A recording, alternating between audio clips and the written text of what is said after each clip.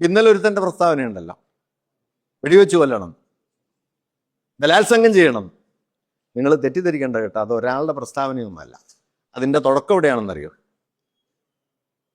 പിടികൂടിയ മുസ്ലിം സ്ത്രീകളെ വിട്ടയച്ച ശിവജിയുടെ നടപടി തെറ്റായിരുന്നുവെന്നും അവരെ ബലാത്സംഗം ചെയ്ത് കീഴടക്കുകയാണ് ചെയ്യേണ്ടിയിരുന്നത് എന്നും എഴുതിയ ഒരാളുണ്ട്.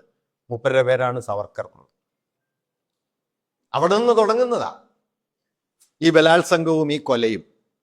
നിങ്ങൾക്കൊരു നിലയിലും എൻഗേജ് ചെയ്യാൻ പറ്റാത്ത, അതിപ്പോൾ ഈ ചാനൽ ചിലക്കെ വന്നിരിക്കുന്ന ഈ സംഘപരിവാറിൻ്റെ ആളുകളെ നോക്കിയാൽ കാണാൻ പറ്റും. നമുക്കൊരു നിലയ്ക്ക് എൻഗേജ് ചെയ്യാൻ പറ്റില്ല. അത്ര താണവരാ, ആ മാതിരി ഭാഷയാ പറയുക.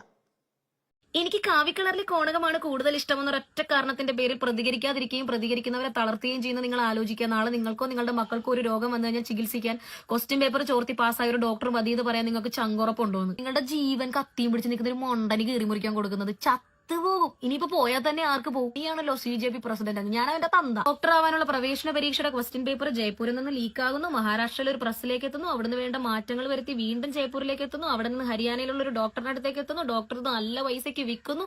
അത് കഴിഞ്ഞ് വാട്സാപ്പിൽ 30,000 മുതൽ 5 ലക്ഷം വരെ ഡിമാൻഡിൽ കുട്ടികൾ ഇത് വാങ്ങാൻ തയ്യാറാകുന്നു.